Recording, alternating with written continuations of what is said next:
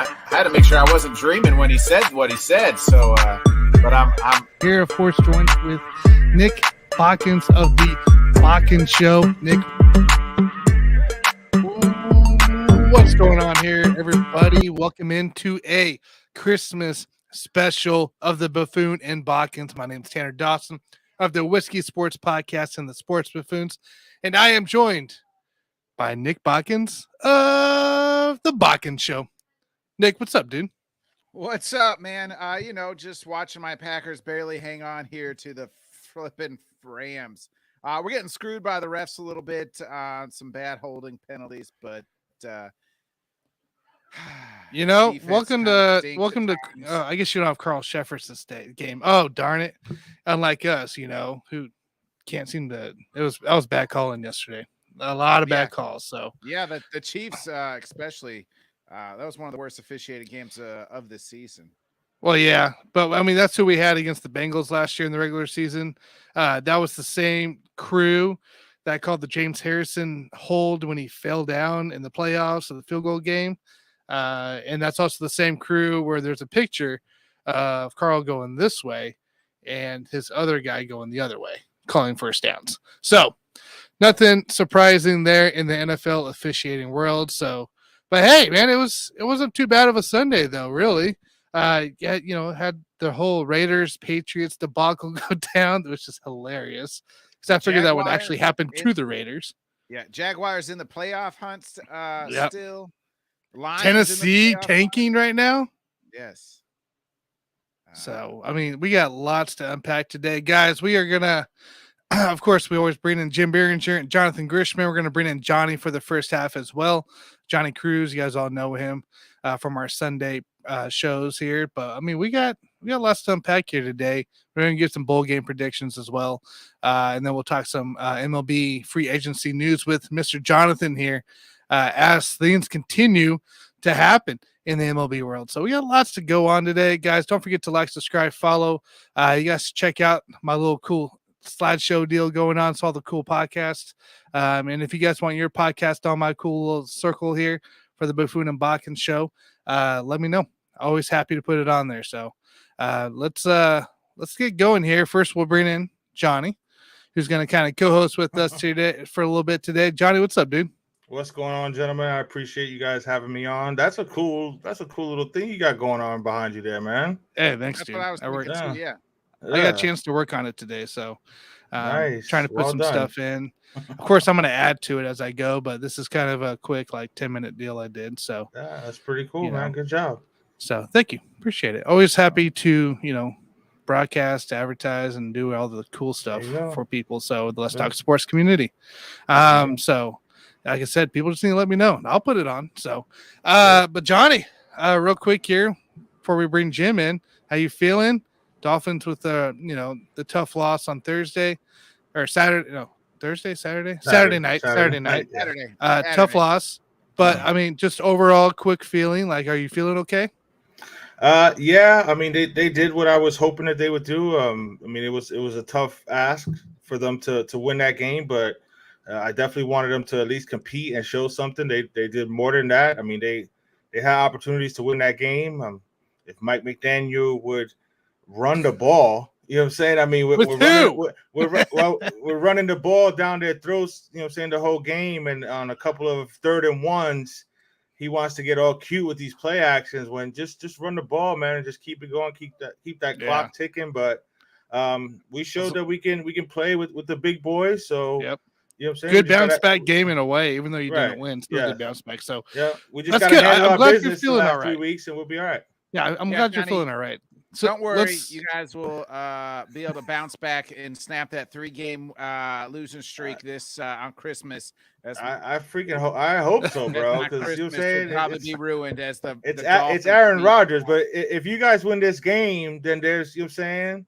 You're going to be playing for something next week. You know what I'm saying? If you lose this game, then that's something else. But it's still Aaron Rodgers, the season's over, which I said was I said the season was over for the Packers months ago. 6 weeks. Yes, a month and a half ago. It's been gone for Nick for a while. So how about we bring in a guy whose team is not out of it by any means, and still still fighting for that, that 5-6 spot right now. Yeah. Jim Biringer. Jim, what's up, man? What's good, boys? How we doing? What up? What up, Johnny? How you been? I'm good, man. How you doing, bro? I'm doing good. I'm ecstatic after yesterday. I don't want to hear anybody complain about the officials because my uncle says, don't blame the officials. That's because you weren't good enough to win that day. So that's how it is, man. Well, we were good enough. I'm just saying, there's some questionable calls. I mean, the officiating's been bad all year, all around the league. So it is what it is. You know what I mean? Jim, Samuel was mugged out there. I mean, that was your old-fashioned New York City. It was a mug. Hey, on that last play of the game. Hey, the man said, "Hey, give me all your money and then some." And the ref just was like, "Yeah, we're not going to call that. We got to get the hell up out of Washington in this shithole stadium. So let's just let it ride out." Look, to me personally, I'd rather the referees keep the flags in the pockets and the whistles down because you know what? Let the players decide this because it was really a playoff game. And when was the last time Washington and New York actually played a playoff type game in December? So it was kind of good to see. I mean, it almost had a feeling that if Washington tied the game, we're going to have another tie. It just had that feeling. Oh, it was going that way. It was so going that way. It was so going that way. But you know what? It was going both ways, calls both ways. I mean, on the last play, everybody talks about the mugging, the pass interference. There was about 4 giant linemen that were thrown to the ground. The one guy got an eye poke. So, I mean, I didn't know that stuff was legal either. So if it's going to go both ways, I don't really have a problem with it. But again, the Giants did enough to win the game, and they probably should have got 7 on the last drive after they got the strip sack. The strip fumble on Heineke when the Redskins Thibodeau, baby. Dude, Kayvon Thibodeau. This is why you drafted him. I love that kid, man. I love that kid. That was a great pick, man. Dude, this kid's been on fire. He had a game last night. I think, he had his best game of the season. 2 forced fumbles, 1 fumble recovery for a touchdown, couple sacks. I mean, he was everywhere, and Washington tried to do their best to stop him, but they couldn't do it. Barkley looked good on the final drive that led to 3 points. But again, what do we talk? I mean, look, Hodgkins looks pretty good, that the wide receiver that they picked up from Buffalo. But again, wide receiver issues for the Giants. They got to be able to throw the football. They beat a bad team or a mediocre team. I mean, I'd say mediocre. I'd say mediocre. I'm not going to say bad team. Okay, a mediocre team and the Commanders, but I mean, they're going to – the Giants can still get in here. That tie, Jim, might actually be the most blessingest thing in all season. Because here come this little team out of Detroit, the Detroit Lions, who are arguably the hottest team in the league, can win out and try to get in. But that tie, that the Giants could have 1 less loss, and that tie could them and Washington in the playoffs. I know it's crazy to think that just if they got 5 more yards in that first meeting against Washington, you're looking potentially at 2-0 against the Washington Commanders, and we're not even talking about the tie. We're not, they're pretty much then in the driver's seat. But look, Daniel Jones was decent yesterday. Saquon was good. Their defense, I think, really stepped up and had a really good game yesterday. And like you said, Kayvon Thibodeau was just on fire, and now got a tough. I wouldn't say. I think this stretch now, these 3 games, you can't take anybody lightly. But I think maybe instead of looking at 2 losses, you might be looking at 2 wins now. Yeah, we saw Minnesota struggle, of course, that first half, as we all saw against the Colts. And that's a team. If you can get that offense down and controlled, then that's a winnable game by itself. Absolutely. Especially in the dome. Absolutely in the dome. Well, what do we talk about, Nick, with the beginning of the year with the Giants? They got to just keep it close, right? Well, Minnesota's going to do that. They play everybody close. They don't ever blow. Only their losses are blowout losses. Minnesota they got a horseshoe up their ass. They find ways to win close games every week. It's better than last year. Last year, this team was the ones that were ahead in the third quarter, and then they would blow all the leads in the fourth. This year, they're the ones either coming back or barely scraping ahead. But the whole point, the difference between this era or this season versus last season is they're finishing games. However it looks, it's bad, it's ugly, but they're still finishing games. Yeah, but that might have been the biggest comeback in history or whatever. But how are you going to go down 33-0 to the damn Colts in the first place? You know what I mean? Well, I mean, a blocked punt and a couple fluke. There's a lot of teams that swung that way. Yeah, I know, but I mean, I'm just saying. You know what I'm saying? So they came back on the Colts. If it was a halfway decent team, there's no way they come back. Right. So I think the Giants have every shot to win that game in Minnesota, man. You know how I felt about the Vikings all year, Nick, man. So I don't believe in them at all, man. For real. I mean, look, they have a shot. I mean, what is it? I just heard, what was it? I think Matt Ryan's on the wrong side of history on 2 trivia questions now. It's so bad. I feel bad for the guy. Yeah, he literally has 2 teams that have just fallen apart. One in the Super Bowl, one last Saturday. Yeah, I mean, that's just bad. Sucks. But the Giants definitely have a shot at Minnesota. I mean, look, you're going to the Dome. You're playing. You got no elements. We know what Graham Gano can do, kicking a field goal, and now with no elements, he can be bombing them from over 50 yards easily. So, I mean, I think the Giants have a shot. Again, it's going to be, can they open the field? Can Daniel Jones be efficient like he was yesterday against Washington? A couple of scoring drives, really just smart passes. They got help on some plays, especially late on that fourth, when they went 4th and 8, late in the game. But you know what? They got the job done. It was an ugly victory that they needed, but all the Giants' victories this year have been really ugly. Nothing's really come pretty for this Giants team this year. And you know what? Look, they're in a position. You get potentially 2 wins here. I think you've pretty much clinched yourself in the playoffs. I mean, absolutely. Especially with that tie, it definitely helps now. But I mean, to get a division win against Washington, potentially knock Washington's team hopes of playoffs out of there, that's huge for them. Right. Yeah. And that's a huge deal going into play. Let's look here real quick. Let me pull it back up of the schedule coming up here this upcoming weekend, because there's a lot of still games in the NFC that has playoff implications. Yeah. Absolutely, right? Man. So let's pop this back up here. Can't believe Detroit's in a position. Can we believe that we're still talking about Detroit? Yeah. Right. Like 16? I'm rooting for Detroit. I hope even without Green Bay, go Detroit, because I don't want Green Bay to get in. Because they're gonna get it. If they get in, it's fluky and they'll probably lose unless they play Minnesota. The whole Super Bowl would be get into the playoffs, beat Minnesota, and then I don't care what else happens after that. But right. Bro, once you're in the tournament, man, you never know, bro. You got Aaron Rodgers, Aaron Rodgers, bro. We're not getting in anyway. What's going to happen is we're going to barely win this game tonight. Packer fans and the media is going to start hyping us up, making us all feel real good on coming on Sunday. And what are we going to do? We're going to fly down to Miami. It's like the girlfriend that you broke up with, and she just keeps sliding into your DMs, sending you nude photos. Come on, baby.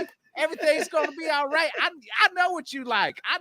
Come on over. Come on. We'll slide down to Miami, and then we're going to get our butts kicked by the Dolphins. Season over. So we might as well just lose this game tonight so we ain't got to go through all that. And we can say, see you later. Hey, if they lose tonight, do you think they just play Jordan Love, or you think Aaron's going to play out the whole season? Play Jordan Love the rest of the year. Why? Once they're eliminated from the why playoff, not, man? Exactly. Why not? You might as well see what you got. Yeah, I mean, even if you can just flip it for a trade, even if you get a 3rd or 4th round pick or something for the kid, at least see what you got in them. Yeah, trying to upset Rodgers even more.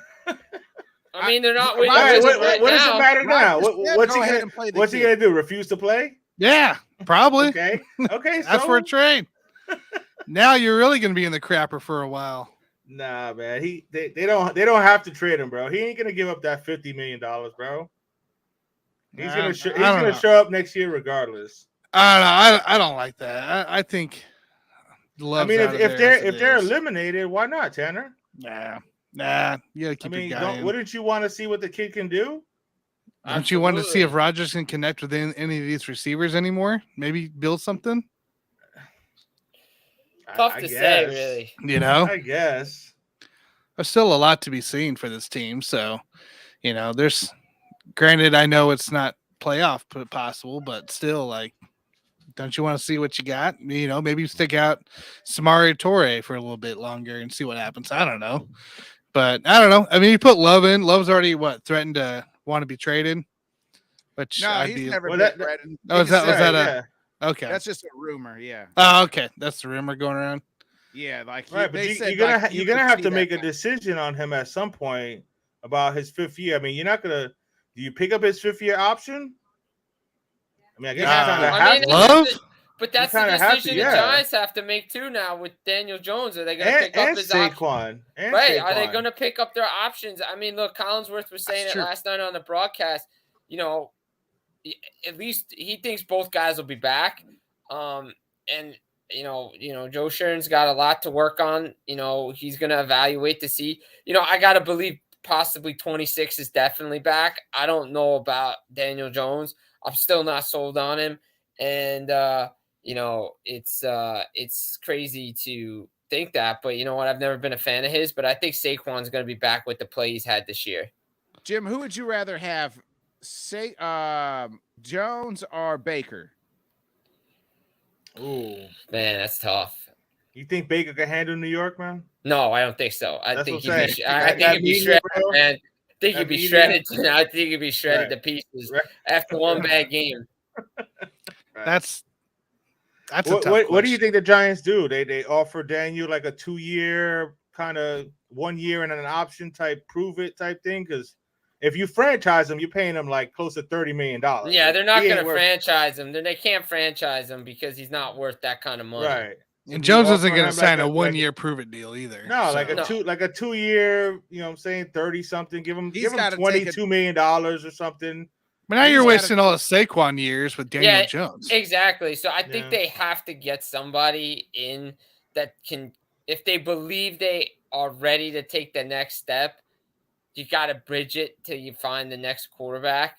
Do you think they're ready to take the next No, step? I bro? don't. I think They're still this is right. still a young rebuilding team Right, with right. a good young general manager, a young Mhm. coach, but the Yeah, team believes around the coach. But Right. again, it's an evaluation process for everybody.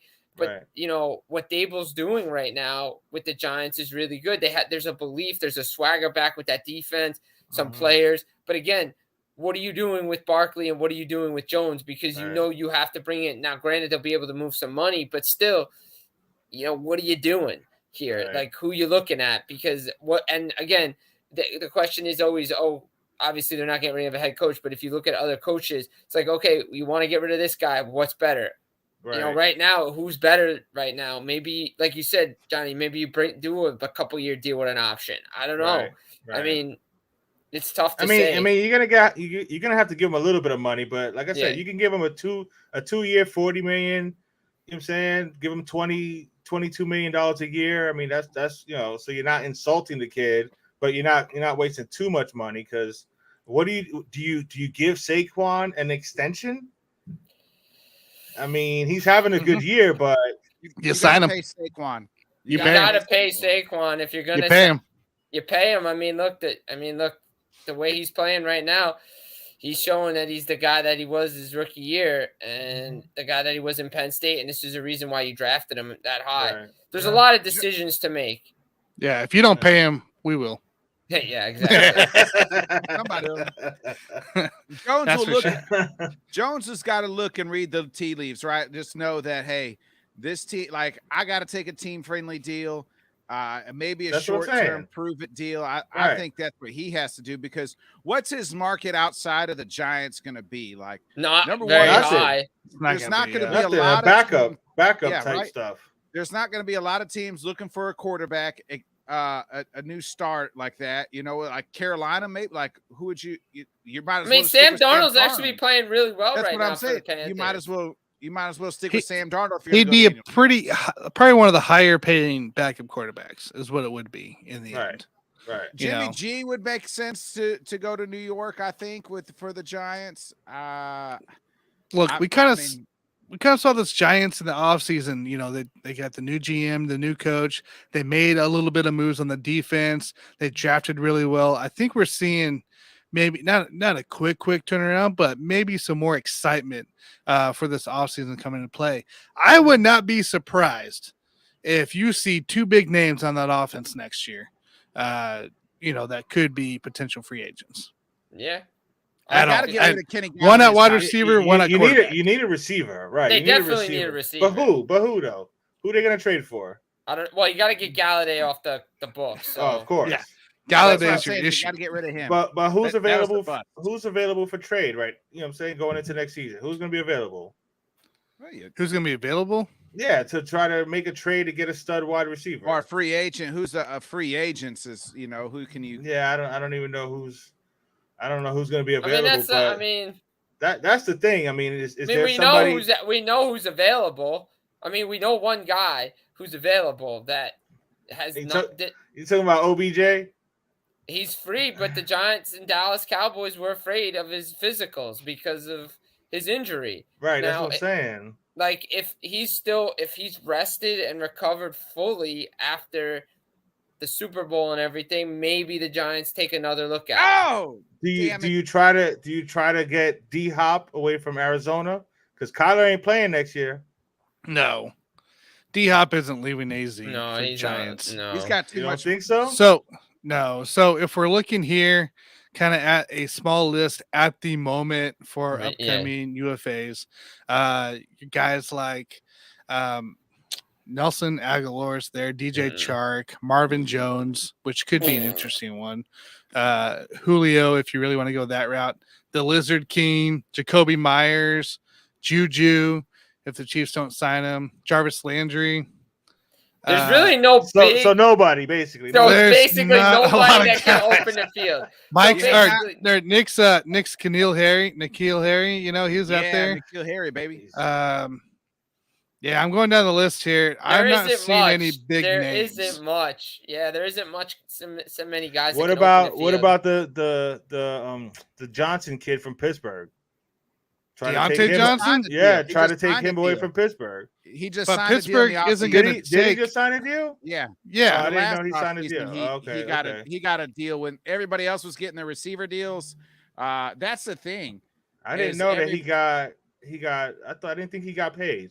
He got paid. He got paid. Okay. When everybody else was getting their deals, he was part of that group that was getting deals. Everybody just paid their wide receivers, so there's not a whole lot of. There's not much out there. There's not much out there. They gotta hope.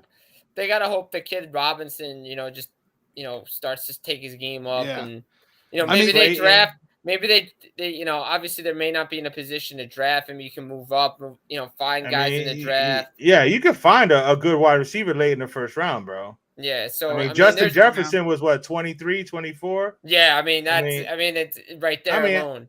Right. So I'll give you guys some list of quarterbacks as well coming up here. As of now, of course. Tom Brady, Baker, Sam Darnold, Jimmy G, Teddy, DJ, of course. We got Jacoby Brissett, Geno Smith, Andy Dalton, Mike White, Taylor Heineke, Lamar Jackson. And that really is your big list here. Even if you want to include Gardner Minshew, you might as well just stay with Jones, bro. Yep. Yeah, at that point, if you're not going to get Lamar, you just stick with Jones. Yeah. You know how much? Lamar's going to want that 230, 250 guarantee. The Ravens. I don't think you pay that if you're the Giants. The Ravens can franchise tag him too, so there's right.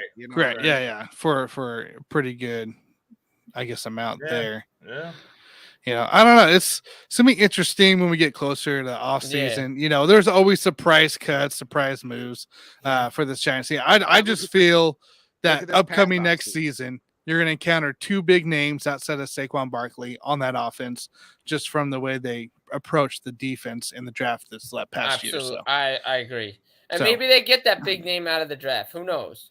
Hey, you never know on that. So you never know because there's a lot of good draft eligible receivers coming out of college. So always. You can find them anywhere. Mm-hmm. Yeah. Oh, definitely on that here. Let's talk real quick here, Jim. Here, I do want to talk a couple of these games here coming up here. Obviously, NFC playoff implications. One, you have the Seahawks and Chiefs at Arrowhead. Obviously, we all know Chiefs like to play down to that level of their opponent. Yeah, we've seen it for whatever reason. And you like to, stress everybody out. That's a Chiefs fan out. So I guess that could be a team that gets knocked out of the playoffs this week. New York, Minnesota. Of course, we talked about that one. San Fran. That'd be Washington, San Fran. That's huge, right? And then there, Detroit, man. Carolina is where. That's big too.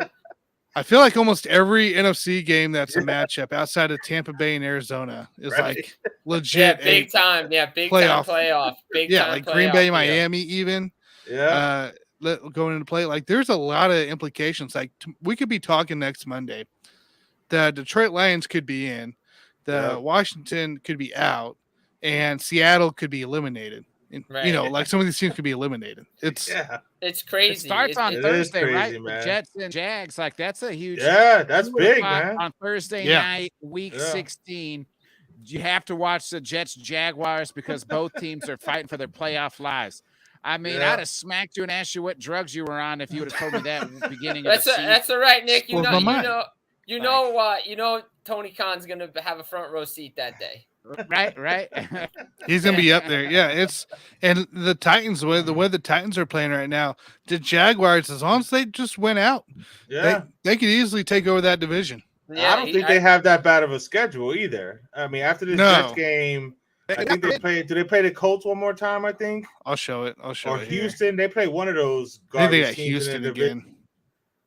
I mean, they could easily win out. I think if they can get past this Jets D. Yeah, so you're looking at Jets, Houston, Tennessee. So we could be seeing Sunday, January 8th. Those are winnable games for the Jaguars. That Tennessee game could be legit. Yeah, that could be for the division. Who gets in the playoffs? Yeah, that's what I'm saying. The Jags win, they're in. Like win out, you're in because Tennessee is one game ahead of them in the loss column. But if they beat them once already, then that last game they would own the tiebreaker, and they would have the same record. All they got to do is win. Out. Do we think the Jaguars could do 2 years in a row of spoiling the last game of the season? Last year it was the Colts missing the playoffs. The Jaguars could be the ones now sneaking in and beating Tennessee and eliminating Tennessee in the last game of the season. Why not? Yo, Jags all elite, baby. Let's go. Oh my Lord. This is I can't remember a time where we were talking this many teams in for a playoff race entering week 16. That's crazy. It's been a fun year, man. It's been a good year for the NFL. Yeah, absolutely. Oh, by far. By far. All right. So let's do it here real quick here. Let's break down some bowl games before we let Jim go. We won't take too long here on this. How did we do last week? Did you guys not? Did anybody write down? I didn't get a chance to. I went 7-3. Did you? Oh, nice. Yeah. Nice. I know I definitely missed, I think, about 4 or 5. So yeah, a little rough, but it's bounce back time. Yeah. So this is what. So I'll 7-3, including the Marshall beat down at UConn today. Yeah. Marshall beat UConn pretty bad.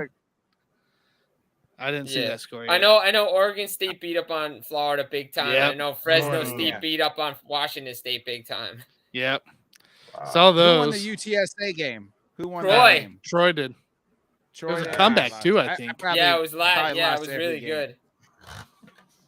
Yeah, I mean it was some good matchups here. That first night was actually pretty good. Yeah, I would say so. I'd say it wasn't too bad of a first round of bowl game. So no. Let's take a look here, guys, at our matchups going in till next Monday. A couple bigger names in the play. Yeah. So let's start here with starting tomorrow. We got Eastern Michigan, San Jose State. I'm going to go the Eagles winning this one. The spread is San Jose -3.5, over under 52.5. What do you guys got? I'll take Eastern Michigan here. Yeah. I mean, I'm like taking Eastern Michigan as well. Yep. Yeah. I kind of like how they've been finishing out the season. Next up, the Boca Raton Bowl, Tuesday, tomorrow night. Liberty Flames and the Toledo Rockets. I think this is actually a pretty fun matchup. As we kind of saw this season from both teams that can be in and out. Liberty, having that, they beat Notre Dame, right? Yeah, I right? think so. I'm pretty sure they beat Notre Dame. Well, I know Marshall beat Notre Dame for sure. And Marshall beat yeah. It was I Marshall. don't know if Liberty. They might have actually. All right, no, Liberty, they beat a big team. Now I can't remember what that big team was. Hang on, I want to look because now it's gonna bug me. Who'd they beat? Arkansas. They beat That was it? Arkansas. Is it? Yeah, they didn't play. Oh yeah, that was the Arkansas upset because Arkansas. Yeah, that was still, Arkansas. right? Yeah. Okay, so that was Arkansas. Yeah, they still beat a big team. That's still a big team. That's still a big win. I mean, that's nothing to shake your nose at.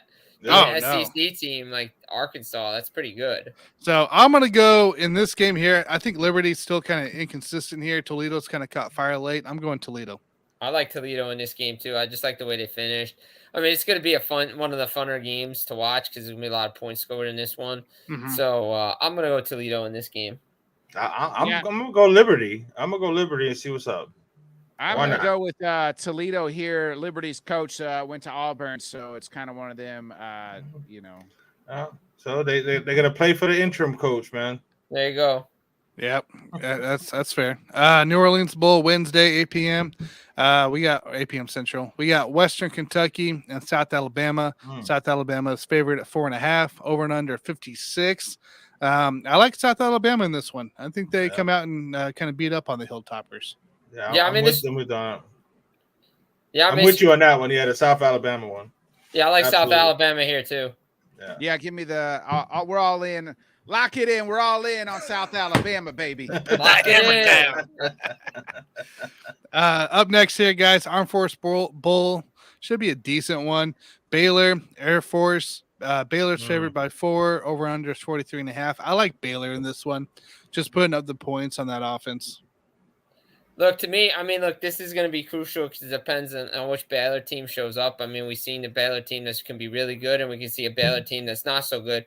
The thing is, Air Force plays so well, and their triple option gives teams really, really fits. And it's good to see, the team in this position. I mean, look, to me, I think Baylor can win this game, but it's going to be a lot closer than people really think it is because Air Force will give them fits. I'm going with Air Force. I think they're gonna want to play it more than Baylor.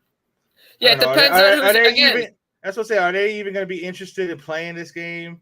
You know what I'm saying, Baylor? To be quite honest, so I'm gonna go with the cadets, man, and go with Air Force and their military team there. That's fair. I mean, that is definitely fair. I mean, it all depends on what guys are not playing in these bowl games. Right, I mean, right. It really is a toss-up, again, with guys who decide to sit out. And so, again, it depends on which Baylor team shows up. That's not a lie on the Baylor team part. It literally is that. Next up. Jim makes a good point with a triple option on the Air Force. Like, teams don't see that all the time. And the Air Force, that's how they win some of these games. But I'm going to go with the team that it's got kids who show up to play football and not do other things. So give me Baylor. I like it. The Gasparilla Bowl guys coming to play. Wake Forest and Missouri. Missouri was too afraid to play KU in Memphis, so they went out. Wake Forest. That was a lie. So I'm sticking to it. I love the story. I'm sticking to it. So take Wake. I'm taking Wake. Yeah, I'm taking Wake. SEC goes down. No, give me MIZZOU. Missouri represent, baby. Let's go. Come on, Tigers. Come on. Missouri got the phone call, and they thought Kansas football team got eliminated. They didn't realize it. They were like, Kansas football? What? We're just playing them in basketball. Click. I ain't gonna start it. All right, let's move on to Independence Bowl Friday, guys. 2 p.m. Louisiana Raging Cajuns and Houston Cougars. I'm going Houston in this one. Their favorite 7.5, over under 57. I like Houston in this matchup. Yeah, I think Houston, again, depends. Houston's been so inconsistent. This was the team that was supposed to represent the American and had the best chance to make maybe a New Year's Six or a playoff this year. But I think I like the way that Coach Scott and play towards the end of the year. I like Houston in this game. Yeah, I'm with him too. Houston's going to put up some points. Mm-hmm. That's what I think too. Yeah. Yeah, me and Zach Wilson both like the Cougars, so give me the Cougars. Love it. Here we go. Can't go wrong with a Cougar, man. That's right. Hawaii Bowl on Saturday. Middle Tennessee, San Diego State. This is actually kind of a toss-up. I know San Diego State's favored by 7 over under 49. I think I'm going to go San Diego State though on this one. I don't think I can pull away from them. This is kind of one of those toss-up games for me though. Yeah, I like STSU here. Go Aztecs. Yeah, I like the Aztecs here. Sorry, Johnny. Due to the fact that San Diego's a little bit like Hawaii, they're going to be used to that nice, warm, sunny weather. Tennessee, they're going to be chilling out on the beach, just not really practicing. So give me the Aztecs, baby. It's unanimous, man. I'm taking San Diego State too. Marshall Faulk's alma mater. I'm gonna go San Diego State. Hey, amen to that. All right, our final pick here for tonight is New Mexico State and Bowling Green. Going to the Quick Lane Bowl. Bowling Green is favored by 3.5 over under 48. I think I'm going to go Bowling Green in this one. I'm with you, man, on that one. I'll go New Mexico State to be different. Just to be different. Just to be different. I like it. To be different. I'm going Bowling Green as well. All right, guys. So that wraps up our weekly bowl games for the NCAA. Jim, we'll let you go, man. I appreciate you hopping on, talking with us. I got one question for you, Jim, before we get out. Ovi, 800 Ovi, where you rank him at? 800 goals, right? Last week. Yes. Trick. So go ahead, give us your parting thoughts on the wonder guy of Ovechkin. Ovechkin, the grade 8, Ovi. Whatever you want to call him, is probably the best pure goal scorer the NHL's ever seen. And he had a chance to break or tie Gordie Howe tonight. He did not do that. He's had that on opportunity now that since he got the hat trick for 800. He's 95 goals away from passing Wayne Gretzky, which he will not do this year or next year. But if he continues his pace, he will do it probably in the fall or winter of 2024. And he's just unbelievable what he's done for the game, milestone. And as I say to everybody, it's a shame because, it should get a lot more hype than it does, because if this was a home run race in Major League Baseball, they'd be hyping it up way more. But again, it's National Hockey League. But Ovechkin, congrats to him. 3 members of the 800 goal club, all greats of the game. Right. That's how it needs to be done. He's definitely top 5 all time. Oh, I don't know about top 5 all time. No, where do you rank him all time? I was about to say, where would you rank him all time? Top 10 for me, because the top 5 is really tough to crack if you're gonna look at it, right? All right, so it's gonna be Wayne, Gordie, Bobby Orr. Okay, those are your top 3. Right. Where are you putting? Do you put Super Mario up in there? Yeah, Super Mario's in there for me, and that's what I'm saying. There's an argument. And then probably you got Sid's probably top 5, at least Sid's top 5, maybe top 10. But then there's Bobby. You talk about Bobby Hull. You're talking about Maurice the Rocket Richard. You're talking about guys of the past that probably are in there, but the top 3 is not changing. It's Gretzky, Howe, and Orr. Right. Depends on the order, how you want to put them in. Is it really? You would put somebody above Wayne Gretzky? Well, I mean, you talk to Wayne and Bobby Orr, they say Gordie Howe is the greatest hockey player of all time, because got you. I feel you. So, okay. I mean, it's. That's not complete flip-flop from if you ask Michael Jordan who the greatest basketball players of all time, he's going to say Michael Jordan. Yeah. No, actually he doesn't. No, he never does. He never says that he's the best. He just says, I don't like to compare myself against other people in other areas. Yeah, he always says that. I swear he said in the documentary. Maybe not. Nah.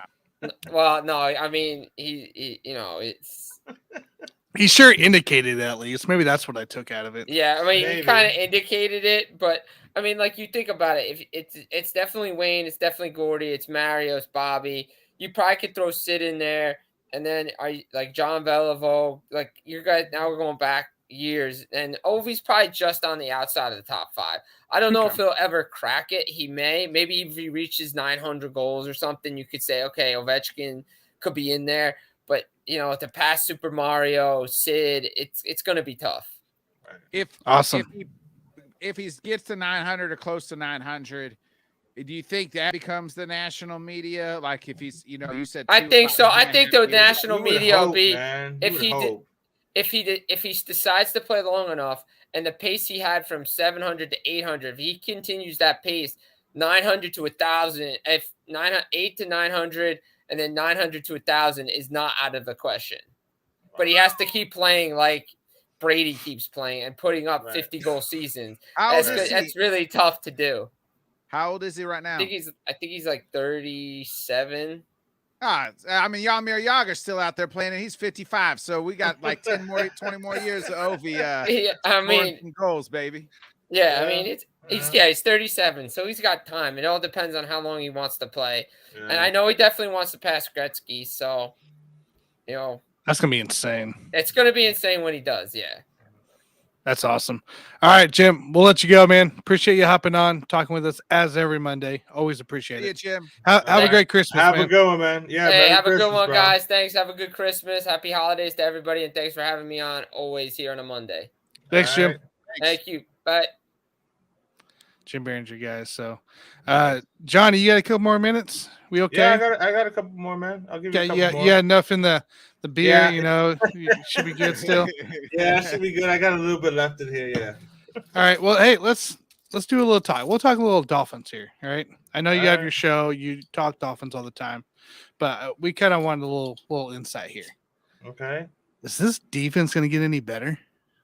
No. I don't. Okay. I mean, there's just too many injuries in the secondary for them to get any better. I mean, we're counting on an undrafted free agent from a Division II school, Kader Kohu, who has played well. You know what I'm saying? But X is playing with two messed up groins. So unless Bradley Chubb actually starts doing what we need him to do, you know what I'm saying, the defense isn't going to get much better. They're not playing all that bad. They just can't get off the damn field on third downs. But no, they can't. I don't know if that's a Josh Boyer thing. But I mean, they're not going to get any better, man. We're just going to have to we need Tua in the offense to score points. That's why it's so critical to establish some type of a running game so that you can take a little pressure off of Tua. But the defense, the defensive line has done well as far as run stopping, but we just got to be able to put a little bit more pressure. I mean, we did a decent job against Justin Herbert and Josh Allen. They just are they're mobile enough to get away. You know what I mean? But hopefully we do what we got to do against Aaron Rodgers and the boys, and then it's just a matter. We just got to win 2 out of these next 3. Who's when we got games after Green Bay? We go to New England, and then we got the Jets at home. So even if we lose to the Packers, God forbid we lose to the Packers, we could still get in if we beat, the two divisional teams. So I really hope. I mean, I just want somebody to put the Packers out of their misery, and it's just not happening. Nobody I just really do. That's what it is. I'm telling you, they just keep giving me this just enough hope. We're coming for you, baby. We're here, and I gotta keep telling myself, my brain says don't fall for it, but my goddamn heart is like, oh yeah, if we could just thinking about it, Johnny's over here talking bad about how bad the Miami defense is. I'm like, Aaron Rodgers, and we got. Aaron Rodgers ain't as mobile. Aaron Rodgers ain't as mobile as Josh Allen. But you know what I'm saying. But he's still Aaron freaking Rodgers. You know what I'm saying. So I told you weeks ago that it worries me. To be playing Aaron Rodgers, especially if it's any type of a meaningful game for him. Because if you win this game, you're 6-8. You're right behind Detroit. Yeah. So and we played Detroit. Yeah, but their issue is they got the Dolphins, they got Minnesota, and they got Detroit. Those are 3 teams that could easily come out and beat the Packers. Yeah, we would probably not be favored we might be favored because that Detroit game's in Green Bay. Depending. So it's the Minnesota game. Yeah, it's going to be depending on how it's going to be cold. Yeah. Oh wow, that don't mean nothing. I mean, so Johnny, if you don't mind hanging around a minute, we'll talk maybe a little Yankees here. Yeah, man. Go ahead, man. I haven't spoken to Jonathan in a hot minute, man. Go ahead. Right. All right, guys. Let's bring him in here. Finishing early from practice. and hopping on. Jonathan Grishman. Jonathan, what's up, dude? Is What's it cold up, down guys? What's I'm going cold, on? man. What up? What Hey, up? I know you Northerners, y'all deal with cold all the time, and don't judge me. 50 degrees is what the temperature is here, about 50, 45. Man, you're acting like it's 20 And out. I'm Yeah. freezing. Hey, it's supposed to be like negative. It's supposed to be like 3 degrees here on Friday. With that doesn't include the wind chill. So There's a Negative, reason yeah, it's I- like negative 30. There's a reason I live in the South is to avoid these temperatures. That's exactly why I left New York, was to get away from that damn cold, man. So Hey, I don't miss it at all, man. I want to go ahead, stop burying away this weather talk. Go ahead and give me the details on the Cubs' best signing in the last 2 years, baby. Hey, they had two Tell me great what I signings, need to right? know. You can go ahead and you can send me your Dansby jersey, baby, and I'll rock it in the house, Jonathan. Tell me all about what I can expect from Dansby going into the year. Great shortstop at defense. Now we can move Nico Horner to second, and we got the best shortstop and second baseman in all of baseball, right, baby? The Cubs are back, baby. We're back, baby. Isn't Chris Bryant playing third too? No, Chris Bryant is with the Rockies. Oh, this 5 my years bad. ago. You're off a year. I'll My say bad. this: look, the Cubs made a move that they had to make. Now, we've talked about the Cubs with their future, as far as what their plan is, as far in being able to be competitive. They made a move that they had to make and get a top level player who was left in free agency. He is a great defensive shortstop, and he should have won a Gold Glove this year, and based off of how he played, and it's a shame he didn't get the Gold Glove. I don't think he won it, actually, but is he a player that you are going to build your franchise around? And the Cubs are paying him to do that. My only thing is, and there's a reason why the Braves did not go anywhere near the $170 million that the Cubs paid, is because there is flaws to Dansby's game. He's been that way his entire career. Offensively, he is a average hitter, and he had a great year this year, and it was still above average type of compared to Correa, compared to Bogarts, compared to the elite level shortstops, Turner, that are one of the best offensive hitters at the position. He was still around the average to above average on the numbers wise. So that's one thing that you're paying for great leadership. And I don't think there's a player that I think there's second to none to Dansby Swanson as far as leadership wise. He's a great leader, and he filled the void of Freddie Freeman leaving for the Braves for 2022. He did exactly what his job was supposed to be. You're getting a great defensive shortstop, but are you paying $170 million for just a defensive shortstop who is elite level? And he's going to be, an average hitter, because here's the thing, the scouting report on him. He's a great fastball hitter. Are you going to pitch him fastballs that much in 2023? I don't see a lot doing that. And he struggles with sliders. He struggles with off-speed pitches. He chases a lot. His chase rate was down in 2022, and it was a lot lower than what his normal chase rate is. So I'm rooting for Dansby. Just like I did root for Freddie, despite he leaving for LA. I'm rooting for Dansby to have a successful career. I wonder though if you got the peak of his time and what he tried on a contract year.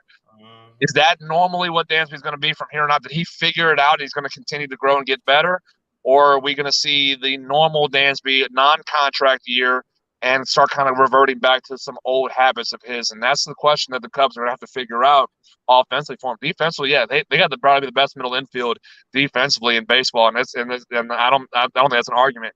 But you're not paying $170 million for just a defensive shortstop. Jonathan, I feel like the Cubs, if they can get a guy that can hit .251, .274, .248, and .277 in his last 4 seasons, I feel like this is an upgrade exactly from what they got. I feel like Dansby doesn't have to go out and be the legit, 300 plus guy. Like if he can hover around that 250 to 280 mark, I think the Cubs will be happy. I think I think the floor needs to be 270. I was about to say, bro, yeah, man, you can't Yeah. say 250. He's got to hit 270, 280. I liked the deal though, because it wasn't why it's 170 million. It's only for 7 years. It wasn't the 300 million that Correa got. I thought the Giants paid way too much. 13 years for Correa. Turner 300. I thought it was a reasonable deal. We had to pay a little bit, like you said. We paid a little bit more. Had to because number one, you're competing with a couple other teams, so you have to overbid. You have to overbid the Braves, who he was in talks with, the Giants, allegedly, a couple other teams. So you're going to have to overpay. Number two, you got to satisfy the fan base, because it was reported that Ricketts said, "Go out and spend money, Jed," and then Jed's coming back looking like, "Oh, well, this is what I got. I got you Cody Bellinger, and he batted 190 and 200 strikeouts last year. I got him on a 1 year big deal." bat, though. I mean, he could turn it around, though. He can turn it around. Well, and remember, the shift is gone in 2023. Right. So that 190 average of Bellinger is gonna go up to 230, 240, possibly. Right. You know, and I think that's going to be right where he is more, because again, the shift's gone. So you're going to have that hole in that 3.5 hole between first and second that is open now. You know, so you're going to see a little bit more higher averages in the game with someone like a Bellinger, like a Joey Gallo is another one similar to that. You're going to see, so that 190 average is not going to be 190. It's going to be probably about a 220, 230-ish average for Bellinger, and you know, with the power numbers that's still there. He might hit you 40, bro. Yeah. So I hear you saying Cubs are making the playoffs next year. Thanks. I think. Look, I think it depends on his health, right? So he hasn't really played a full season the last couple of years. Besides last year, he played 156 games, but he played under 100 games the last 2 years before that. And like his big years were when he played 160 plus. So I think it depends. His health depends where he's at, because this guy can turn around and be a great bat. You know, a guy that can clean up easy. But can he be on the field consistently going forward? So like his injury is already starting to hit already this young. Can he be the guy that gives you the 156 plus? No, absolutely. Where are they going to play him? Where are they going to play him, you think, John? For Bellinger? I think you got to keep him out of center field. Don't no. Left or right. Man. Left or right. Well, who's the center fielder for the Cubs right now? It's a great question. Nick? That's your team, bro. Is he frozen or he's? I think he's frozen. He got so excited that his internet froze on him. That's gonna be the question. That's gonna be the question. I mean, because he could play a little bit of first. Could be if you want to try to save if you want to try to save him from injury, you put him at first. Well, that's gonna be the question: is who's the center fielder for the Cubs moving forward? And if that's gonna be the question, if you have somebody who's in play that can be a legit center fielder, then yeah, you keep him out. You play him at first base. You can play him in left field and kind of and protect him out there to where he doesn't have to cover the ground. Right. So you got Ian Happ, right, or Ian Happ right there, right? Ian Happ is their center fielder. Ian would be the center Christian Morel. So yeah, he'll be a left fielder more likely for the Cubs, and I think that's a better spot for him in a small compared to LA. He's not going to have as much ground to cover, especially playing in left field. So that's going to be something that's going to protect him a little bit more with those injuries. And then you give him some time at first base if his legs are tired throughout the season, and you give him the time to DH. So there's options that you can do, Bellinger, and you can protect him and keep him healthy in that aspect of. That's true. Yeah. No, I agree there. I agree. And the Cubs making a move like this is so huge too, like for that franchise. And I think Jonathan, you and I talked about it, middle of the season. This is not a Royals kind of, small market franchise. This should be a big name franchise. The name is Chicago, one of the biggest cities in the nation. There's no reason why this team is not spending money out on players. There's no reason why, the New York Mets are spending money and the Cubs aren't. The White Sox should be doing the same damn thing, honestly. So, would you look at the teams that are the bigger teams and with the cities that have two teams? New York, LA, Chicago. You always have the one team of those cities that is the big spender, is the big mark, the big team of the city. Correct. And the Cubs are. and the Cubs are that. They are the main team. I know the White Sox are there too, but if you talk about who's the team of the city, for New York it's the Yankees, for LA it's the Dodgers, for Chicago it's the Cubs. Yeah. And they don't act like it at times, and that's the sad part about that franchise for decades is they don't act like they are the big team of the city. They don't act like they're the big market team that they should be compared to those two other cities. So it's really held them back because they should have had they should have sustained more success from their World Series year. They should have been able to sustain it because of where they are and market wise, and they didn't do that, and that's the sad part. I think that Cubs fans can really drop their head on for their front office and for their ownership is we won a World Series first time in over 100 years. Why did we not sustain that success and build from it?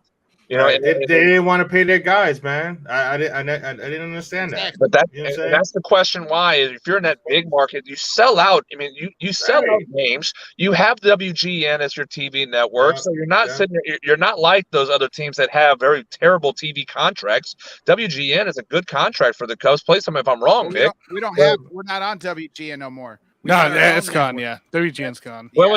So how long? But they did have their own network essentially. Okay, but how long ago? So correct me if how long ago was that? They're off at WGN because I thought that was about 2016. Right around the time they broke off from WGN, started this own marquee network. The problem is that's what they'll list a bunch of things like the network didn't take off, COVID, this. Which I mean, but every team went through COVID, so that's no excuse to me. But you have other. What happened was Ricketts. You have other aspects. Soccer team. Yes. You have other aspects to make revenue. That's the thing about it. You have other aspects to make revenue around the ballpark. Yes, absolutely. I was gonna say, especially at the gate. I've been to Wrigley. I've been to Wrigley just a few years ago. And I mean, Wrigleyville, all over the place. Like all the places, all the bars, everything. You're finding ways to make money out of there. So the revenue is coming in. You're selling out games. You're not struggling to have fans come watch the team play. Even when they struggle, you're still having a good amount of seats taken. So there should be no reason that the Cubs don't spend money because they are making money. The Braves, I'm using the Braves example being my team, when they built Truist, they built the Battery outside of the stadium, and that is they're just swimming in cash because of the revenue that's being brought in by outside of the stadium, being by the Battery, selling out games and being competitive to do it. And their ownership is sitting there going, yeah, we're making money. Let's go spend money now. And they're able to do it. They're able to, sign, bring in Matt Olson, sign Austin Riley to extension, assign Harris to extension, Strider to extension, Acuna, Albies, all under contract extensions, and they're spending money because of what their success, not just on the ball, on the field, but in the stands with the fans, and also outside it with the Battery. They're making money for it. The Cubs have to do the same. I mean, they have the structure outside the stadium with Wrigleyville that they're making money off of. They need to continue to find ways to spend money because that's the part of that I don't understand. Being a big market team, the biggest team in your city, and you're not acting like it. Right. And they should have gone the same route as Atlanta and paid that core young and lock them up for several years. You guarantee those young. You guarantee Baez and them money early. You would still have some of those guys, but I don't know, man. Man, that's like we're talking about the Royals back in 14 it's and 15. Sad. It's sad. You lock it up and be competitive again. I mean, amen. Hey, by the way, what are the Royals saying? Anybody heard? Oh yeah, nothing. Let's get off the Cubs talk. Andrew Benintendi got a bunch back with Chicago on the White Sox they got now. some good young players. Benintendi going to the White Sox for big money. Yeah, the biggest contract in White Sox history. Are you serious? Yeah. The 75 million. Wow. Like Benintendi, he's a good, he's a good player, but he's not a guy to break. That's not a bad contract. For but him, you let Jose Abreu walk, go to the Astros, and then you bring in Benintendi. That's the thing that you let your probably your best player on the team outside of Tim Anderson, and you bring in a good player in Benintendi, but not someone who's going to lead the team. Right. You know, that didn't make any sense to me. Tony La Russa in the front Moncano's office. pretty good though. He's They too still, busy the drunk White at Sox the still got some Mercy. young, they still got some young pieces. Like, with Robert and Jimenez and Mankato, but you still had Abreu, who he's still gonna hit. He's gonna play really good for the Astros, and that just, I mean, you throw that bat in there with Alvarez and Altuve and Pena now. So I mean, that's just makes that Astros team even more scary with Abreu there now. Right. Hey, let's I got a question for you with Johnny in here then. Carlos Rodon goes to the Yankees, loads up that rotation up. I guess, I mean, can the Yankees be hands down favorites this year? Well, I told y'all last week that if Rodon signs with the Yankees, I'm terrified about that deal. That just you have a guy who can be a number one now being a number two behind Garrett Cole, and that extends that rotation more. That now puts Nestor basically being a 3 or 4 pitcher, which he was a number 2 this year, because Severino, his health is up and down. You don't know. What you're going to get with Severino very much. Severino's ceiling is really good as a number 2. Now you have Rodon; he can be a 3 or 4, and the pressure's not necessarily there for Severino. Nestor Cortez is going to be a 3 or 4, so that rotation just got a whole lot scary.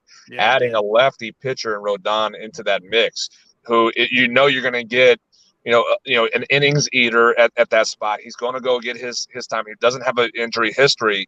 It's a matter of him going to just pitch and do his job, and that's something that he has done quite a bit over the last few years. Again, the question is, as someone who's not from that area, who's not pitched in New York, is he going to handle the New York spotlight? That's always the question. So in essence, it's a different animal. We've said that before. How's he going to handle the spotlight a little bit more on him?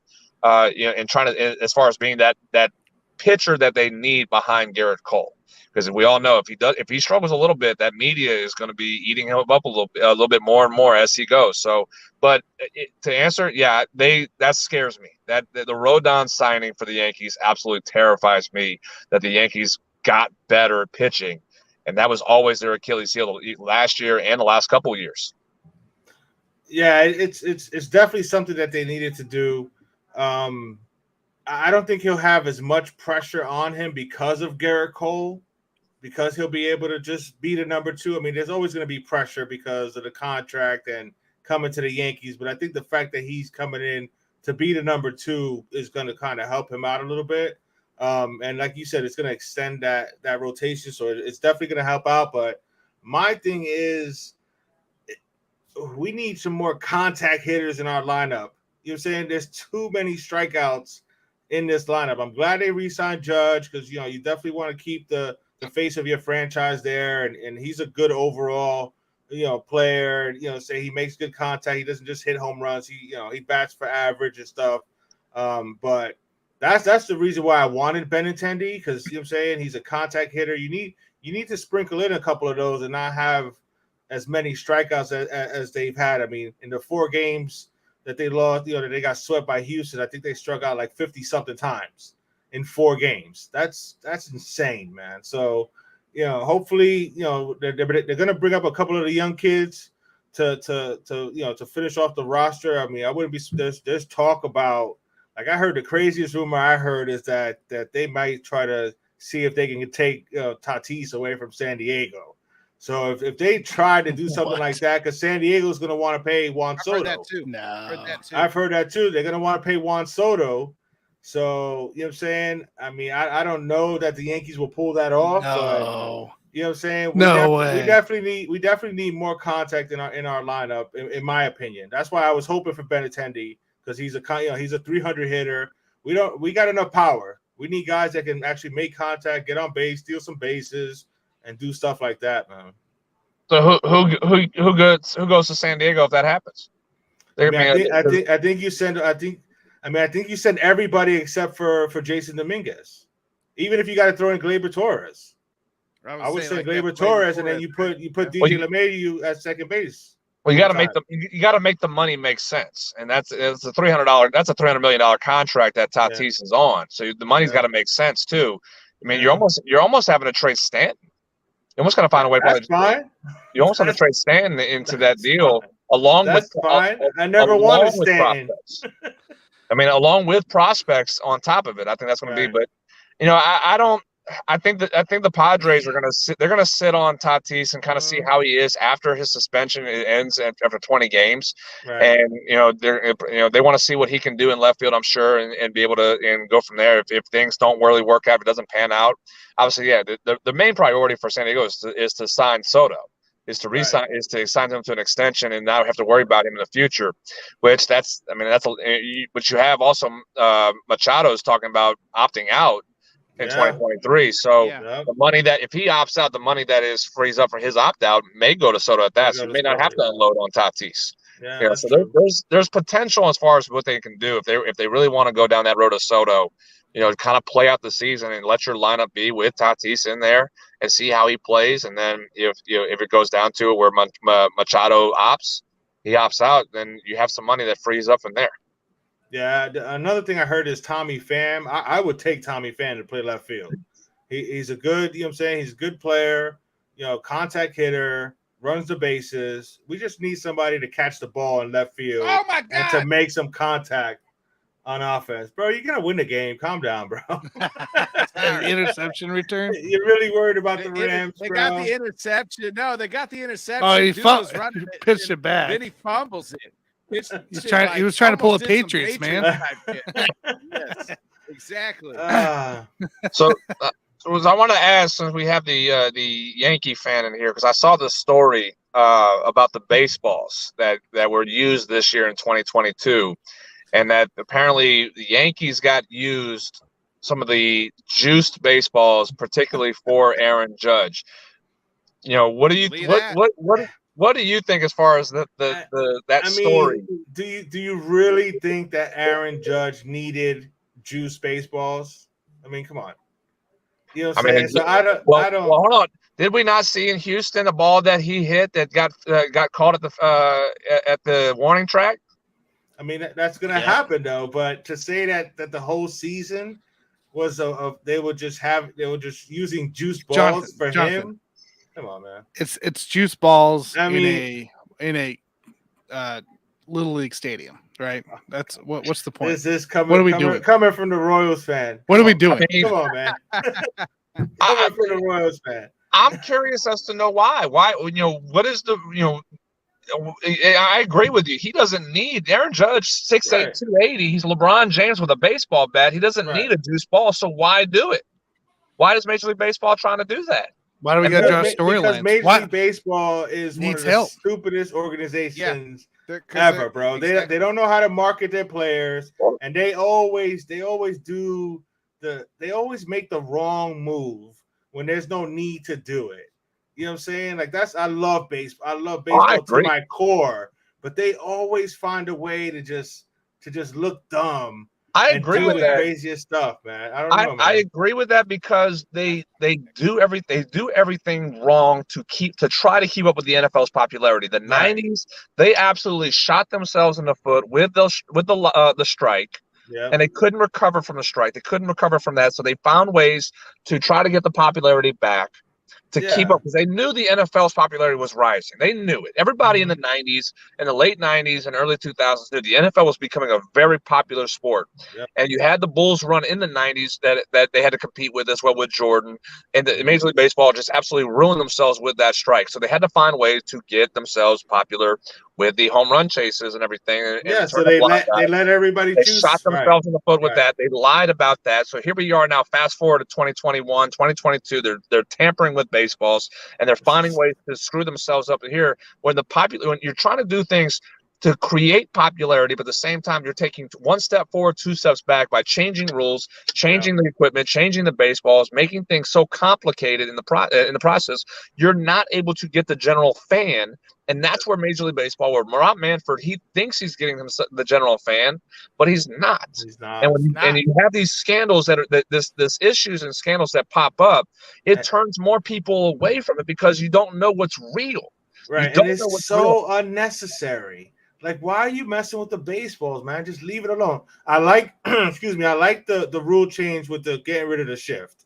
I like that because you know what I'm saying. I mean, big fart noises because unfortunately, because of analytics, guys don't know how to hit it the other way anymore. But But everybody But is that's just what baseball is, man. and it You- sucks. Like I said, look, I don't like this game anymore. I don't I- like you say. I mean, I love the game, but I don't You like want watching it runs. anymore. I had to train myself to hit opposite field. I had to train feel myself to be able to you. work myself. It's not hard to do. That's the thing. It's not, I feel you, but here's the thing. that's not what Joey they're getting paid Gallo- to do. They're telling them swing as hard as possible, launch angles, and home runs. Then You they know need to what go. I'm saying? Then they need to go back. They need to go back to where they had the shift and just say, hey, you can be more successful when you hit the ball opposite field because you have 80 feet of room. Hit a line drive in the opposite field gap, I and guess get what? it. In the process of doing it, you'll make more money because your stats are better. But You're catering to professional baseball players. Little leaguers learn this. That's what I'm saying. I don't know. I don't like because but the analytics was being told. They told these players, hey, and this is the truth of it. You can get more popular when you hit 40, 50 home runs. Right. Nobody, the general fan does not care about your batting average. They care about what your home runs are. The problem is nobody wants to pay $100 or whatever the ticket is to go to a baseball game and see 16, 17 strikeouts. That's the problem of it. You want more offense? If you want more offense, don't sit there and say strikeouts are fine. We don't care about that. We'd rather you strike out 16 times a game if a team's going to hit 2 home runs, 3 home runs compared to 17 strikeouts. That's not entertaining. That wasn't entertaining, and that's what screwed this whole thing up with analytics. Major League Baseball in those computer whizzes that and I'm old school. I am. Yes, I'm a 33-year-old old school. I'm with you on that one, Go hit the ball. Go hit the ball like Tony Gwynn did, like Pete Rose did. Those guys who made the game what it was in the 80s and the early 90s, and go beat because they scored runs back then. Yes. It wasn't 1-0, 2-0 every ball game. They still scored a lot of runs in that time frame. Yep. You're not scoring a lot of runs on a night basis. You're seeing more shutouts or 2-1 ball games because nobody no hitters. How many no hitters are you getting now? Because everybody, like I said, I totally agree with you, bro. Analytics, you got all these nerds. God forgive me, you got all these nerds that have never played ball that are running teams now. But the thing about everything is numbers, and the thing about it too is that they don't have to be accountable for nothing because all they gotta say is, "Hey, the numbers say that we should do this." It's the numbers. If you use analytics the right way, it's a tool. Absolutely. But you can't just like every other aspect of the game is a tool. Right. You can't live or die by the analytics, man. Correct. And that's what they've done. And you have the franchises over the last 5-6 years, the Dodgers, the Braves, Yankees are all Yankees as well. The teams that are successful have realized that. I said this to the guys before, where the Dodgers they have a analytics department and a baseball department, and they sat down. It was like the 2018 season. They sat down with both departments in the same room and says, "You do your job, you do your job. Y'all have to work together." Right. You cannot separate yourself. You cannot say, I do this, I do that. You stay in your room, I stay in my room, you leave me alone. You have to work together to be successful. And that's why the Dodgers have been very successful. That's why the Braves have been very successful. Where you have baseball guys like Ron Washington sit there and say, I know the game. I know what I'm supposed to be doing fielding-wise. I know what I'm supposed to be doing. But guess what? I do need to understand analytics. Let's work together on that side of it. Right. And that's when those organizations are very successful because they understand you have to have the baseball guys understand analytics, and you have to have the analytical guys know that the baseball guys have their job too. Facts. I've learned it's so much like that. It's learning both sides of the spectrum essentially for that. So it's a big change going in the baseball world right now. But just between all the data they have to do something, man. This 3 outcome thing it's making the game boring, man. Like I got 3 boys and they all play little league and they'll go to a game with me, but they will not watch a game on TV for nothing. You know what I'm saying? Because it's either strikeout, walk, or home run. You can't really watch a game on TV in your local area because Bally's got it blacked out. So what's the point? So I'm not going to get into that tonight about the MLB and the TV issues going into play. I'm watching other games apparently, but not my Royals. I miss contact. I miss guys going from first to third. I miss hitting runs. I miss stolen base. Like that was exciting watching Ricky steal close to 100 bases, that was fun, man. Now it's just, now I said, everybody's swinging as hard as possible, and you know what I'm saying? It's just. And now we're barely able to get 30 stolen bases as a league leader for and everything. Right. It was such a big accomplishment to have 40 stolen bases by Ronald Acuna leading the National League with 40. And you're sitting back, 20 years ago, 40 was middle of the pack. Right. That was that was at the All-Star break. You know what I'm saying? Crazy, man. It's a different game, man. It's a totally different game now. It's what it is. Even talking to my brother, he's the hitting coach for the Brewers and stuff. So even talking with him, it's just amazing the stuff that he has to go through, just between all the different departments, all the different stuff he needs to get and stuff like that. So it's pretty crazy what it is. Like Jonathan said, there's got to be a good balance, man. There's got to be a good balance of analytics and actual baseball knowledge. And sometimes you got to go with what you got. You got to, you know what I'm saying? They forget that it's human beings playing the game. It ain't a bunch of robots. So you can have all the numbers you want, but there's a feel to the game. There's that human error in the play. Guess what? Yeah, that's man. what it is. You got to, you know what I'm saying? You'll kind of see some of the olden game go back a little bit this year with the shift gone. You're going to see some guys that do a little bit more because you have a little bit more holes now because you're not having the three infielders on one side. You're playing normal baseball, so you're going to see a little bit of aspect of. You'll have the guys like I said, like Gallo and Biringer, who are still who they are. They're going to continue to be who they are. Right. But you saw this past year where you saw more guys like Freddie Freeman being one who he was really hitting the ball opposite field. He's a pull hitter, but he can go oppo. So you'll see small sample size of what the old days were with hitting because that's what's trying to. There's going to start seeing a frustration in the offices of guys striking out. You're going to start seeing there's conversations already happening about it. We're striking out too much. I mean, that used to be an embarrassment to strike out. Now it's like, right? Like, look at a guy. Now it's like they don't care. Oh my god! And that's the thing, and that's what you're going to see. There will be a shift. Everything's cyclical in baseball. Yeah, you're going to see. We're in the middle of the cycle of where we're at in this game. At some point, someone's going to be enough. Is going to be the first one to say, enough of the strikeouts. We have to change the philosophy. Let's be the ones to do it. And then the pattern goes to others doing the same thing because when that team, and I think we kind of see it with the Astros. The Astros didn't strike out all that much, particularly in the postseason. And they're very analytical, but at the same time, when it's it's situational baseball. When it's time, when you need to move the runner over, move the runner over. And I think that's what Boston did when they won their World Series a couple years ago. Joey Cora, they were all about analytics, but when it came down into the postseason, he went with his gut and he played guys that were hot at the time. He didn't worry about analytics. So you got to be able to, you got to have a good balance, like I said, of the two, man. So like your Royals, Tanner. You know what I'm saying? That wasn't a home run hitting team. They stole bases, they made contact, they played good defense, and you got a title out of it. You know what I'm saying? I mean, the Braves in 2021 were the exception, where they were a home run, and we're gonna live by the home run, and they got good fortunes that they were able to do what they did with offensively hitting, just home run after home run after home run and scoring the runs they did. They had a lot of good fortune on that, but they were the exception to the rule. And I said how the Astros were offensively this World Series, particularly, and even the postseason run where they didn't strike out very much, especially if we talk about the Yankees series, where I think they only struck out. I think it was like there was a couple times where they struck out only like 4 times or something like that in a game.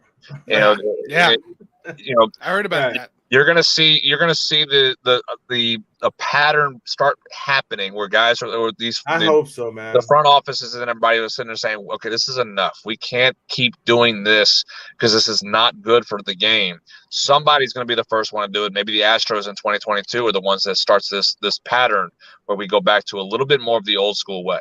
I hope so, man. I hope so. I miss because like I said, I love baseball is down to my core. You know what I'm saying? I'm a Puerto Rican kid born in the Bronx, man. So, you know what I'm saying? I love baseball, bro. I love baseball, but this isn't the same game that I grew up playing and watching. No, so it's not. It's hard to watch, man. Like I said, I don't blame my kids for not wanting to watch the games.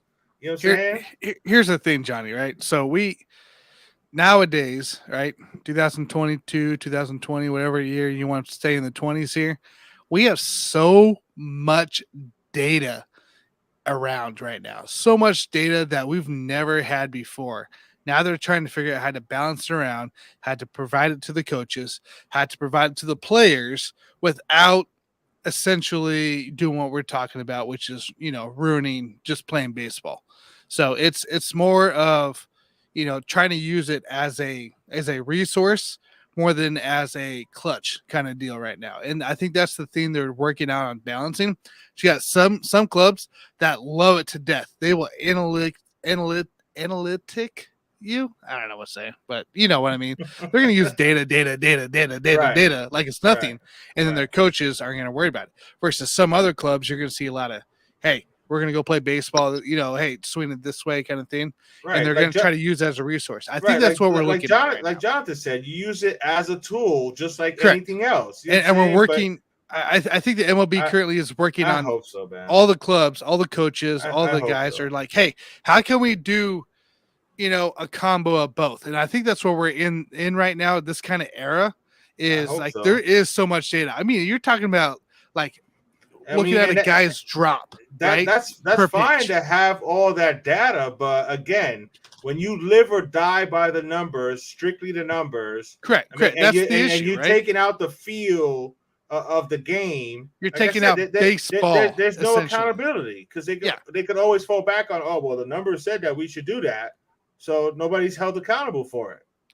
Well, I mean, numbers are going to be wrong. I mean, it's percentages, right? But I mean, right? I'm just saying, Essentially. as far as like, I don't know, man. Like I said, So it's a lot of balancing is what you're going to see here in probably the next 10 years of all the numbers that they can get, all the data they can get, to all the coaching they can do.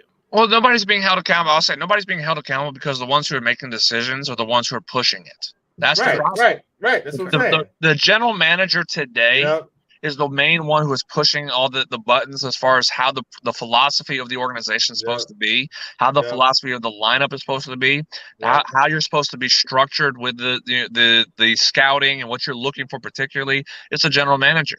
And he's the one who's running the show with this.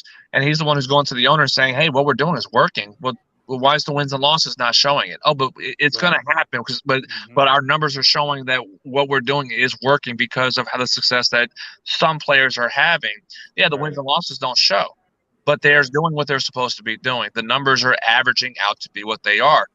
And that's where the accountability is not there because those are the ones who are making decisions. Even some of the owners. We had, John Henry for the Red Sox. He is pushing for this. We want this. We want this to be. We want this to be. We want this to be. So why would you fire somebody when the success does not happen? You're pushing for that person to do what you want. Why would you fire that person? So the decision makers are the ones who are pushing for this, and you're starting to see. I think you're going to start seeing here in the next few years that baseball is going to shift. It's going to start becoming more on field than what we've seen in the last 5 to 10 years. I hope so, man. I hope so. Back to a little bit of the older pendulum. That would be great, back and forth, one way to the extreme. Now it's coming back to the other way because of they're realizing that this way wasn't all the way working. So now it's going to go all the way back. I mean, it's just a cycle. Yeah. It is. Like I said, we're looking at a 10-year transition for a lot of stuff. So it's what I'm thinking in my mind. So hopefully it don't take 10 years, man. Hey, I know the game might be dead by then. I'm getting old, man. You know what I'm saying? Game might be dead by then. Years, man, for real. Oh man, that's insane. It's insane the changes. Johnny, Nick, you got anything else?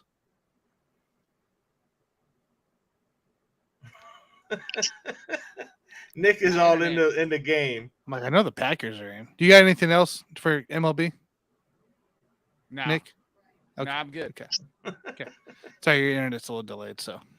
Yeah, my internet's messing up. The Packers are playing, It's cold, dude. It's cold. How does that work? You're a Chicago fan, but you're a Green Bay Packer fan. How does that work? Weird. So I can't have so much losing in my life, Jonathan. So in the fall, the Packers came back up after watching the Cubs stink all summer long. So that's how that works out. I mean, you're an Iowa fan for college? Yeah, I was born in Iowa. My whole family's from Iowa, so that's kind of also how the Cub thing comes into play. Hey, you didn't want to be a fan of Rex Grossman and Kyle Orton and all those great quarterbacks the Chicago Bears have had. Nope. I mean, Brett Favre's one of my favorite players growing up a kid. Reggie White too. So that's how I put it all together. Yeah. Kill Mississippi. Kill Mississippi native. Yeah. Yeah, that's exactly how a kid from New York is a Dolphin fan, is because of Dan Marino. He's the only reason why. And plus, a lot of my friends were Jet fans, so it just made it that much better to go against them. You just got annoyed with the Giants Jets drama all the time, right? Yeah, I didn't want to deal with that. I didn't want to deal with none of that, man. Plus, y'all just spoiled with all those quarterbacks. We only had Drew Brees in the recent years. I mean, we had the down times of Werfel and Billy Joe Obear and Aaron Brooks. I remember Aaron Brooks. Aaron Brooks, yeah. Aaron Brooks, Jeff Blake. My goodness gracious. Yes. You talk about a quarterback list that makes you cry. Speaking of, since we're talking about it. Why aren't they playing Jameis? Why aren't they playing Winston, bro? So that's an interesting question. For a while, it was because he wasn't healthy. Now there's talk that he did an interview with one of the local beat writers and he said, he called him out, basically called out Dennis Allen, the coach, says, I lost my job because I was hurt, which is not supposed to happen. Right. So he's essentially being punished by the coaching staff, saying why would you do this? Why would you do that interview? And essentially throw the coaching staff under the bus. That's not professional. So there's a conversation that he's kind of being punished and basically saying, hey, you said you lost your job. Okay. Yeah, you're right. You did lose your job now. So you're gonna be petty and play Andy Dalton and not, not give the young guy a chance to possibly, because you ain't going nowhere with Andy Dalton. I don't know if they're going anywhere with James. But I'm just saying, at least his ceiling is higher. I mean, he's probably gonna throw 30 interceptions, but he'll throw 30 touchdowns as well. His ceiling's higher, but his floor's a lot lower though, too, Johnny. Like that to me. Well, we don't know. We know what he was like with Sean Payton. Right. We don't know what he's like with Pete Carmichael and Dennis Allen. So I can't necessarily say the ceiling is higher because the coaching staff is. The coaching staff I've completely soured on in New Orleans just for this season. After not even a full season, Sean Payton really ran the show in New Orleans, and it shows more and more each week just how great of a coach Sean Payton was in New Orleans. And you see the coaching staff didn't change. You still have the same people from last year, from the last 3 years. It's the same guys that's in the office. The only one is gone is Sean Payton. And it's absolutely miserable watching what's going on with this team. So I don't necessarily say, I almost think this is a blessing for Jameis not to play with this coaching staff right now, because I don't think they'd put him in position to succeed. That's I'm with it. Yeah. Fair enough. Makes sense, man. I think changes definitely are needed. Kamara's obviously very frustrated right now with that Saints team, not getting the touches, not inside, especially the red zone. This is a red zone guy. He needs to go down to South Beach, man. Let Kamara go down to South Beach. We normally trade running back. We normally trade running backs to Miami. We traded Reggie Bush years ago to Miami. So we'll take him. Ricky Williams was before that to Miami. So that might be in the cards some down the road that we end up trading Kamara, to the Dolphins just to follow the suit of what we did with Ricky and Reggie. I'll take that. As long as y'all take the salary, we'll be fine. That's a big dead cap we got to take. That's fine. Our owner, even though our owner's a knucklehead, he's definitely got money, man. So it's not worried about that, bro. Oh man, I don't know. This Saints off season should be pretty interesting.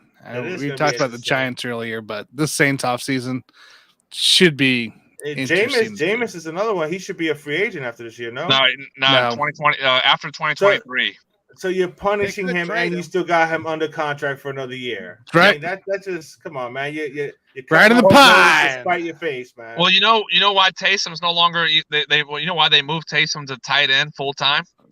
because of Sean Payton signing him to the extension that he did, that he's got an escalator clause in his contract that if he's a quarterback, if he's a starting quarterback, his contract goes to 5-year, $90 million. If he's a non-quarterback position, it's a 5-year, $50 million contract. Wow. So they're like, so with Sean gone, they say, yeah, you're a tight end. We're not paying you as a quarterback anymore. You can talk about analytics. There you go. Wow. It's all Who over was that? the place. No. New Orleans is all over the place right now. That's crazy, man. This Watson better not score a touchdown. Either the Lizard King. I don't know where I'm at with my fantasy game. I was up by 10 facing Watson Lizard, and I am not needing a touchdown by either.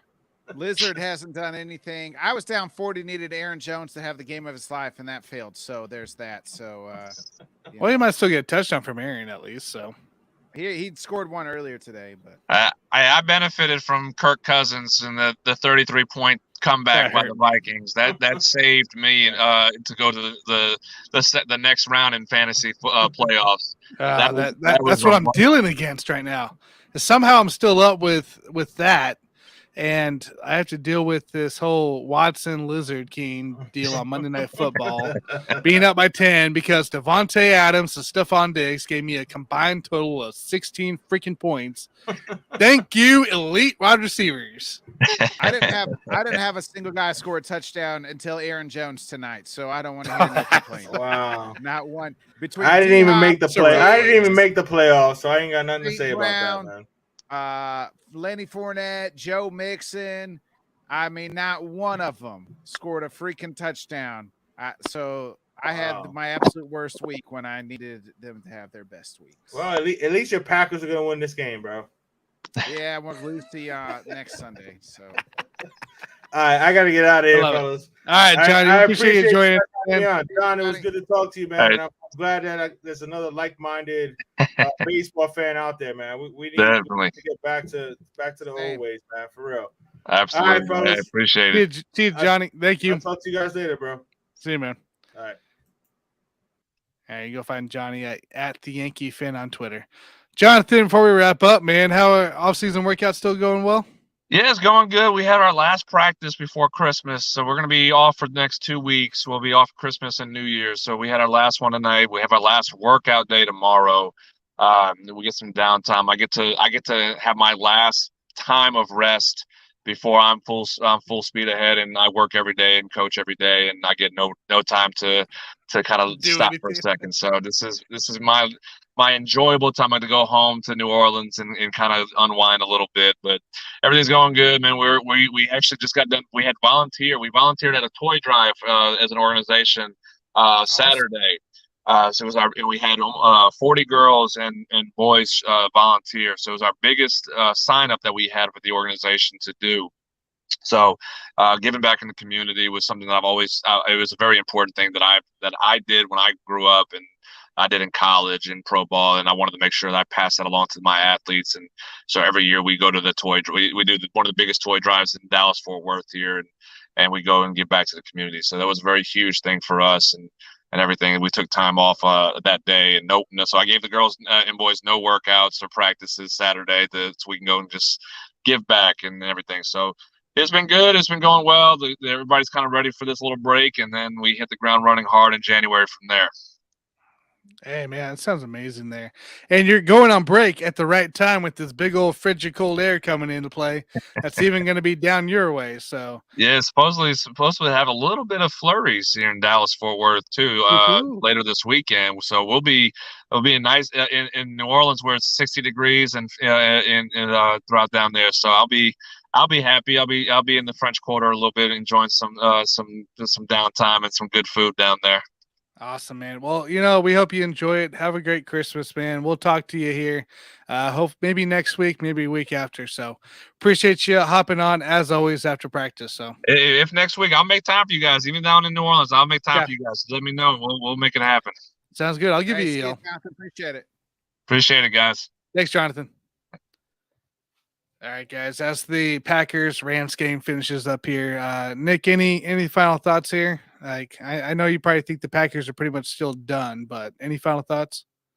Nah, I mean they're doing exactly what I thought they would do. Give me just a little bit of hope, and then I just have to try to convince myself that we're going to lose to Miami. And if we beat Miami on Sunday, then I might be full back on the boat on the ship. But I'm trying to convince myself not to do that. So, here we are. Try not to get ahead of the game, kind of thing. Yeah. I'm feeling you. Look, I'm just over here as a Chiefs fan, just hanging on. I don't want Cincy to get that 2 seed. Are you worried? Are you worried about the Chiefs going forward? I mean, the close game, the last 2 weeks, right? Like, I mean, Broncos, Texans. Broncos came back from 27 down, so no, I'm not. I'm not worried about the Chiefs winning. I'm worried about maybe them continuing to play down to competition. I think we're seeing a huge issue with that right now, and I don't know whether that's the enemy on the offensive side. I don't know if that's the defense doing that. I mean, we talked about it a little Sunday with the Texans guys, and I don't know. It's concerning. Don't get me wrong. You can't be down to teams like that. You can't be overtiming with a one in whatever team. I get not covering the 14, right? Like that's I mean, that's spread's a spread. You can't go into overtime with the Texans.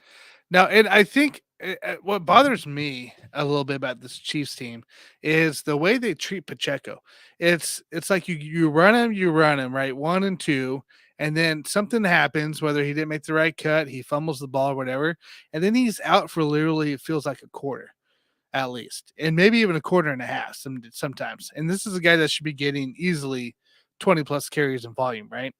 And I think having the running game like McKinnon's popping on right about the right time we all expect for him, but Pacheco could be such a bigger weapon in that and give you such a great boost in the run game. But now you're relying on Patrick Mahomes to throw the ball 30 plus times every single game. So I don't know. I'm not concerned about us winning out. I'm just concerned about us having to make every game close. Get it? Yeah. So I mean, I would be worried about the Bengals if I was anybody in the AFC. I think right Correct. now they look like the best team in the AFC. Damn Bengals, man. And if they get that, they could get that number 1 seed. You're talking about the number 2 seed. They would own the tiebreaker of the Chiefs. They play the Bills on a Monday night next week. I thought it was the final week, right? Or no? I think it's the week after, or not this week, but next week. Cincy. Usually that last week's all divisional games. So yeah, you're right. So they got New England this coming on Christmas Eve, and then they got Buffalo on a Monday night, January 2nd, and then they got Baltimore to finish the season. So yeah, look, they beat Buffalo. They might have that one. They will, because then that would give Buffalo another loss. They would all have 10-4, I think. The Chiefs have 3 or 4 losses. They got 4, right? 4. Buffalo. Yeah. 3. We're 3. So I guess the Chiefs would, if the Chiefs would take the 1 seed. Yeah, but we can't afford to lose essentially because we got Seattle, we got Denver, then we got Raiders to finish. Yeah, so it's like the Chiefs would have to win out, but if the Chiefs faltered in one of these next 3 games and the Bengals win out, they would be the number 1 seed. Yeah, it's gonna be interesting. It's gonna be an interesting finish for both sides of the division. So, well, Nick, let's call it a night, man. Packers won. You should be happy for right now. Yeah, happy for until now. Sunday. Yeah. We'll see what happens against the Dolphins. So, guys, here, a little change this week here for our Game Day show. You're going to catch us on Saturday, Christmas Eve in the morning. I think we're planning to start about 9 a.m. Central, 10 p.m. Eastern, and we'll go probably till the usual amount here till about 11:30 Central, 12:30 Eastern. I know Johnny's hopping on. Nick, I don't know if you're hopping on yet. Yeah, I'm in. Okay. So and my lights are about to fall in case you can't see that. they're slowly starting to fall apart on the tape. So it's good. It's a good time. But guys, catch us on the Game Dan Show. Show such a great lineup. Dan's already working on it. Excited to see what happens. But everybody have a fabulous Christmas week, and we'll catch you later. We'll see you guys. Hey everybody, thanks for tuning in to the Buffoons and Bakken Show. Make sure you hit that bell, subscribe, and follow for more content. Swing over to the Bakken Show, subscribe and follow for him, and then also swing over to Let's Talk Sports Network and go subscribe to him because it's phenomenal for what he does, and there's a lot more to come on that channel between us as well. So make sure you guys do that.